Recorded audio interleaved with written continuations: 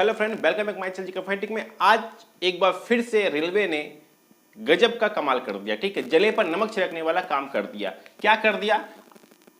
NTPC का जो अभी मामला शांत ही नहीं हुआ है। अभी भी आप लोग देख रहे होंगे कि पटना के जो राजेंद्र नगर है वो स्टेशन, आपका स्टेशन जो है पूरा घेर चुके हैं, पूरा बैठे हुए हैं वहां पर। ये मामला अब तक शांत ही नहीं हुआ है कि उन्होंने जो है ग्रुप डी का नोटिस निकाल दिया। ठीक है, ये ग्रुप डी का नोटिस क्या इस गुस्सा पे निकाला पता नहीं, कि इस गुस्सा पे निकाला पता नहीं, कि 2024 का 2024 जो इलेक्शन है उसका ध्यान में रखते निकाला पता नहीं। या तो हो सकता है कि जैसे कि अगर हम लोग प्रोटेक्ट नहीं करते, ट्विटर प्रोटेस्ट जैसे हुआ, अगर उस तरह से नहीं होता तो जैसे ट्विटर प्रोटेस्ट हुआ, ठीक है, इसकी वजह से क्या उन लोग जो एग्जाम जो 23 में लेते, हो सकता है इस वजह से उन लोग 2022 में लिया सबसे पहला। ठीक है, अब क्या हुआ? अब 2022 को छोड़ के वो लोग कहां चल गए?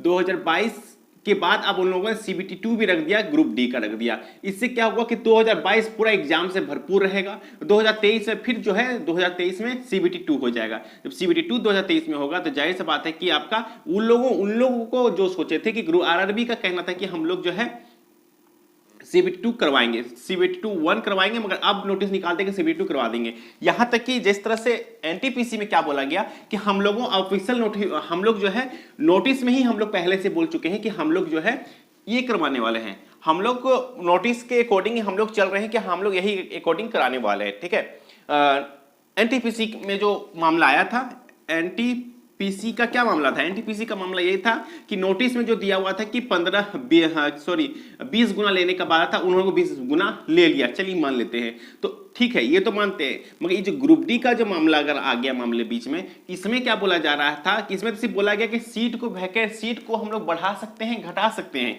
ये नोटिस आया था। मगर अब इन लोगों ने जो नोटिस को ही चेंज कर डाला। अब जो है 19 वाला को क्या कर दिया गया कि अब इन लोगों ने क्या किया कि अब ग्रुप डी का जो एग्जाम होगा वो सीबीटी 1 तो होगा, अब सीबीटी आपको 2 भी देखने को मिलेगा। सीबीटी 1 तो था ही, अब सीबीटी 2 भी देखने को मिलेगा। अब क्या है इसका रणनीति, थोड़ा उस पर नजर कर लेते हैं, गौर कर लेते हैं। ठीक है, तो आपको ध्यान होगा इसके पहले मुझे तो लगता है कि जलियांवाला बाग हत्याकांड हुआ था, उसमें क्या हुआ था कि आपको जलियांवाला बाग हत्याकांड को शांत करने के लिए हंटर आयोग की स्थापना हुआ था। ठीक है, और वो 14 अक्टूबर 1919 को हंटर आयोग का स्थापना हुआ था।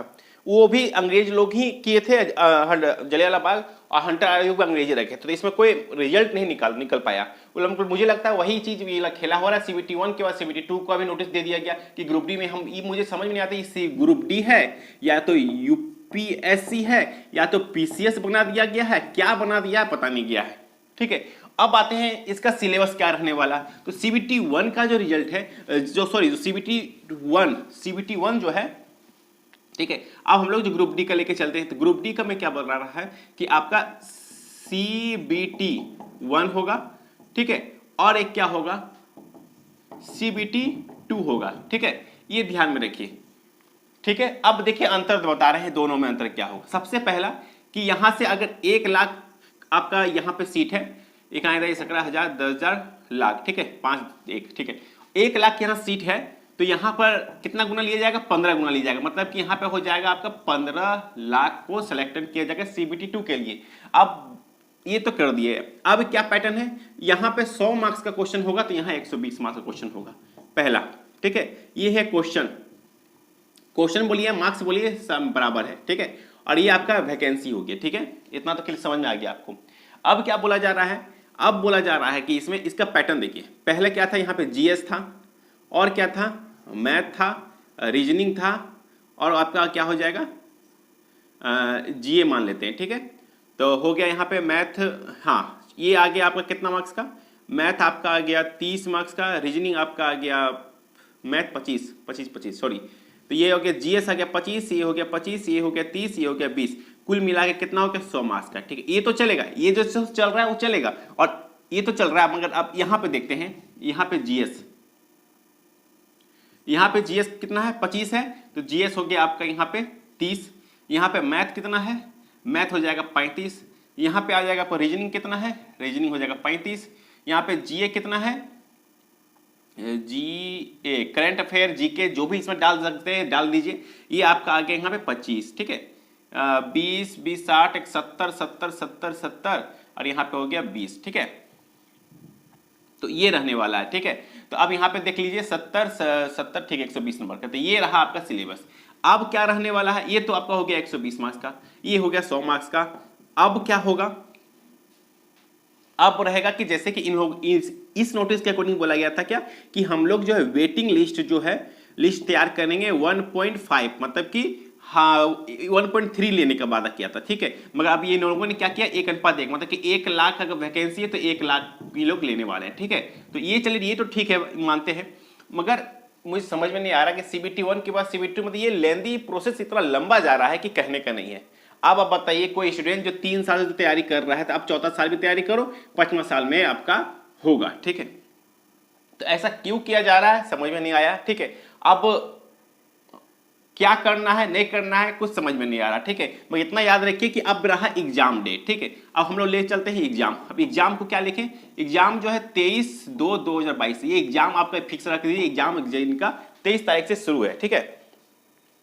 देखिए मेरा अगर व्यू है, अगर मैं इस पे ये करूं तो जैसे कि इन लोगों ने पहले से सोच रखा होगा कि हम लोग जो है एग्जाम 2023 तक ले जाएंगे, एग्जाम करवाएंगे, ये लोगों ने सोचा था। मगर ट्विटर में इतना प्रोटेस्ट हुआ कि इन लोगों को जल्दीबाजी में 22 में करवाना पड़ा सबसे पहला। अब जब 22 में ट्विटर में करवाना पड़ा तो अब ये क्या करेंगे, तो बोलो कि चलो भाई ठीक है CBT हम लोग 2 भी रख देते हैं, 1 करवा दिए, CBT 2 रख दिए। तो अब इससे क्या होगा कि इनका जो कहना था, इनका जो सपना था कि 23 में करवाएंगे एग्जाम, वो करवाएंगे। मगर मुझे समझ में नहीं आ रहा इसमें स्टूडेंट का क्या दोष है, मुझे समझ में नहीं आ रहा। इस चीज को आपको भी समझना होगा। तो खैर जो भी हो फ्रेंड, अब तैयारी तो कंटिन्यू करते रहना पड़ेगा। और जब इतना हो गया है तो अब ज्यादा छटपटा के भी कुछ नहीं होने वाला फ्रेंड, क्योंकि मान लीजिए कि अगर ये समुंदर है, ये समुंदर अगर है, ठीक है, नौका यूं ही पार नहीं हो सकता है फ्रेंड। अगर मान लीजिए हम लोग यहाँ बीच तक आ गए हैं, अब बीच जाए से मतलब बीच में तो इतना उफान मचाता है समुंदर के पानी, कहने का नहीं है। बस ये पार होना है फ्रेंड। अब कुछ भी हो जाए, अब नोटिस तो आ चुका है, ठीक है, देखते हैं इसके बाद क्या प्रतिक्रिया होती है। क्या पता है कि अब अगर CBT 2 देना पड़ेगा, इसमें भी कोई बात नहीं, अच्छी बात है एक तरह से। चलिए एक तरह से भीड़ कम जाएगा, तो कम तो जाएगा फ्रेंड। मगर बहुत लोग आशा रखे हुए थे कि इसी में ही CBT 1 होगा, डॉक्यूमेंट ये आपका फिजिकल होगा, डॉक्यूमेंट वेरिफिकेशन हो जाएगा। मगर अब CBT 2 भी कर दिया गया फ्रेंड, तो इसमें कह नहीं सकते हैं कि अब क्या हो सकता है, ठीक है। तो अब जाहिर सी बात समुद्र के बीच में हम लोग अब खड़ा है, तो अब जाहिर सी बात है उत्थान तो मचेगा। अब देखते हैं क्या प्रतिक्रिया होगा। अब इसी में हम लोग को नौका पार करना है, ठीक है।